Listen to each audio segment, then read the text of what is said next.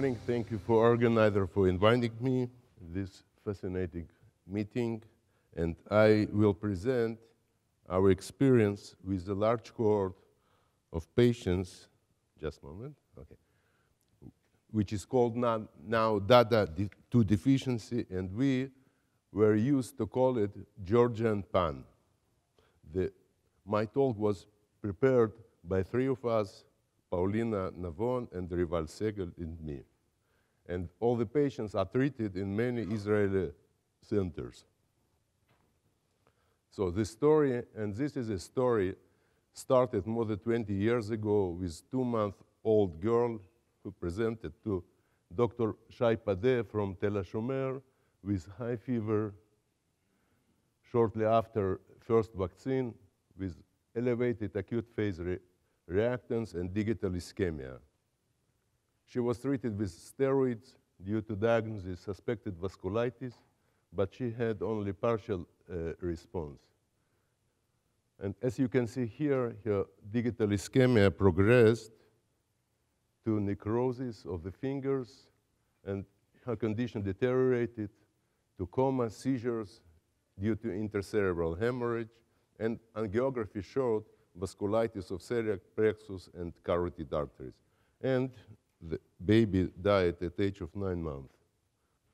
She had one cousin then who had cutaneous PAN, levodoreticularis acute phase reactants, elevated acute phase reactants.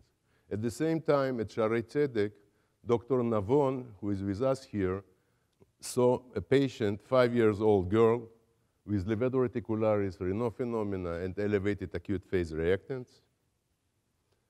And shortly after, her 7-month-old baby brother presented with similar complaints and irritability. Later, he developed afebrile seizures, hemiparesis.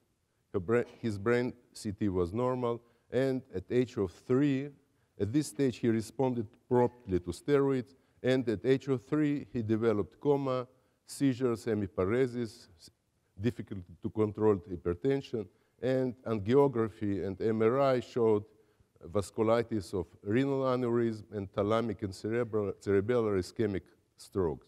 So here is his sister, and later, a couple months later, his 2-month-old male cousin presented with multisystem inflammatory disease.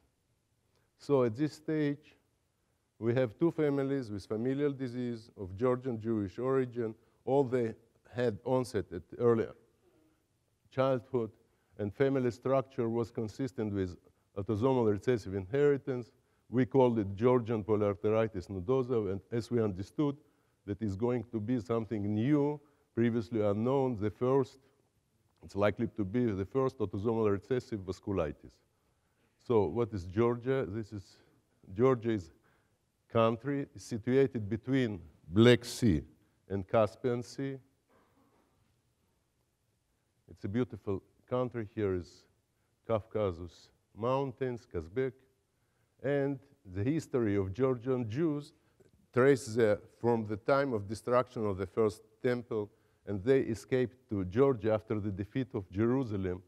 This year, the government of Georgia going to celebrate the 2600th anniversary of the Jewish community, which was very isolated for all this period, and numbered 200,000 people.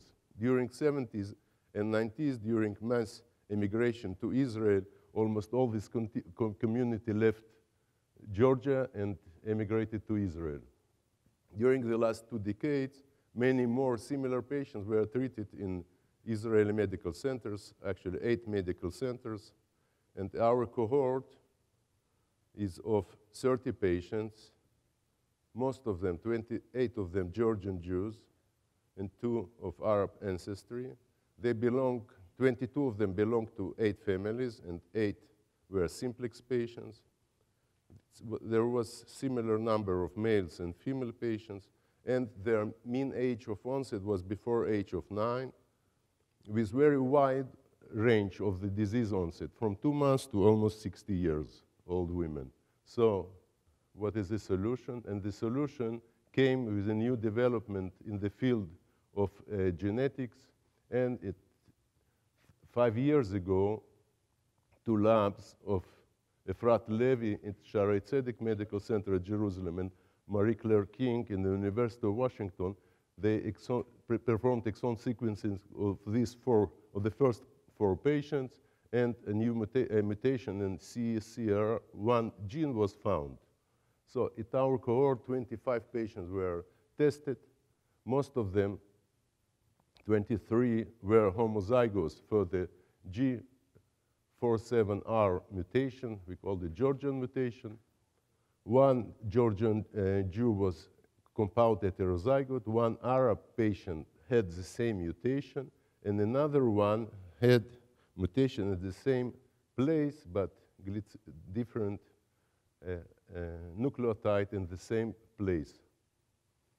So when we tested the unrelated Jewish controls, we found a prevalence of 10%, very high prevalence of the carrier rate in unrelated Jewish controls, while in the families, unaffected relatives of the patient were either heterozygous or did not carry this mutation.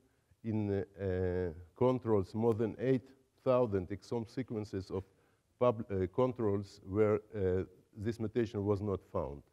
So we showed previously that this mutation is functional, and the results of the follow-up. So cutaneous manifestation were the most common. Almost all patients had the cutaneous manifestation. The most common one was levator reticularis in almost 80%. Skin nodules, exanthem were found in some patients, and we performed skin biopsy in 60 patients.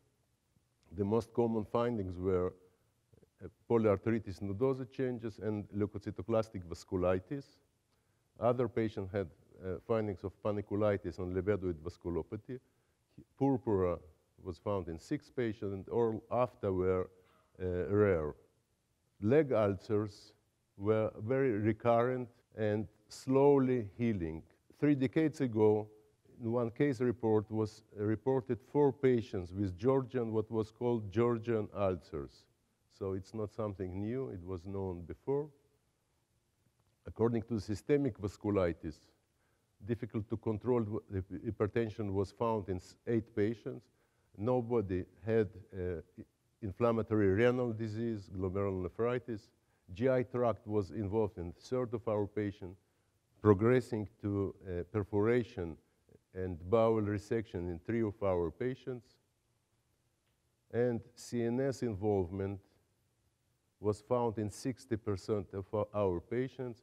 The more common was peripheral neuropathy, with almost all patients with peripheral neuropathy had sensory polyneuropathy, and cranial nerve pulses were common too. Motor mononeuritis multiplex was found only in patients with sensory neuropathy. And CNS involved, the most common manifestation of CNS involvement was stroke, which was found in 1/3 of our patients, much more lower rate that had previously presented data of NIH. The general symptoms such as fever, myalgia, arthralgia usually were reported during the childhood. And in our cohort, we have not observed such manifestation like splenomegaly or immune deficiency or cytopenia in these patients with vasculitis-like disorder. The clinical range was very wide. A sort of patient had a skin disease only. The main manifestation was levator reticularis and leg ulcers, or even asymptomatic patients. And 2/3 of the patient had systemic polyneuritis with systemic polyarthritis, with 5 patients with lethal results. And when we looking on classification criteria for polyarteritis nodosa, we can see that this criteria demands performance of biopsy or angiography, which is difficult to perform in early childhood, as it was in our case. But nevertheless, half of our cohort, they had all classification criteria for polyarteritis nodosa. Now the treatment, in the beginning, we treated the patient with high-dose steroids with partial response, but we could not continue the steroids for a long time. They were unresponsive to conventional immunosuppressive treatment. Significant part of them were treated with azathioprine and methotrexate, even cyclophosphamide. So what next? And the next came breakthrough with this baby from the second family who presented at the age of 2 months, also like a first baby from the first family. He presented shortly after his first vaccination with systemic polyarthritis. He was promptly treated with corticosteroid and cyclophosphamide and improved, but a year later, when he was 16 months old, he presented to emergency room with abdominal pain. He underwent intestinal resection twice. He had gangrene of his extremities, developed malignant hypertension, and his condition was unresponsive to treatment with prednisolone, high-dose pulse steroids, and cyclophosphamide. And at this stage, due to this critically ill condition, we dared to try a new then medications, anti-TNF therapy, and immediately after beginning the infliximab, he responded promptly, and all his acute phase reactant fell down, and actually he was almost healthy. And his cousin, she was followed also by Dr. Navon since age of 5 with levator reticularis, Raynaud phenomena, and some musculoskeletal involvement. She had no therapy for 12 years, and then at the age of 70, she presented with systemic polyarthritis. At CT angio showed mesenteric and renal aneurysm, and then she was again she was treated successfully with steroids at Enbrel, and now you can see her. She here in the meetings of the families. She's 26-year-old woman. She has she's smiling happy here with her 2 children. Another, the first family who has his 9-month-old baby died. Another child was born 9 years later, and at the age of 2 months, they presented to Sheba, to Dr. Padeh from Sheba Center with fever and irritability, and the mother was sure that she has the same disease. Her acute phase reactants were very high, were elevated. Although we could not find evidence for vasculitis, we treated her with pulse steroids and etanercept, and she had very prompt and quickly response to this medication. So from our cohort, we gave anti-TNF agents for 15 patients. It's 50%, sorry.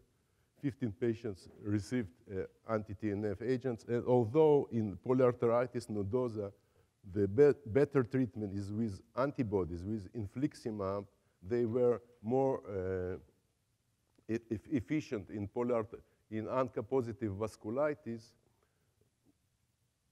In our cohort, more patients enjoyed treatment with etanercept after they failed previous immunosuppressive treatment. 5 of our patients, you can see that this is where there is a high morbidity and mortality. 5 of our cohort, they did, and the prognosis is similar to adult polyarteritis nodosa. And we have different experience than other groups.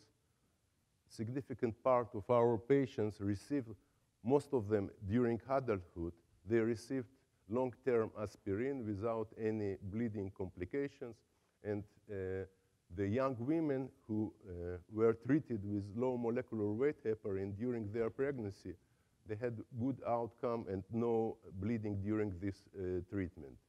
And to summarize, this is first monogenic vasculitis. The phenotypes are very variable, and disease courses are variable too. Although most of our patients, almost all our patients, had the same phenotype, the same genotype, the phenotype was very different. Due to high rate of carrier states in this population, of Georgian Jewish population, we are planning to implement screening in this population, genetic screening in this population. And according to our experience, the anti-TNF blockade is very effective. So there are many questions which I hope will be addressed at this important meeting, and I hope that we will find answers to these questions during our meetings or shortly later. Thank you, and I want to thank all the participants of this work, physicians from Shaarei Tzedek, from Hadassah, from Schneider Children's Hospital, Kaplan, Rambam, and Sheba, and Sorok, almost all Israeli medical centers, and to Dr. Marie-Claire King from University of Washington. Thank you very much.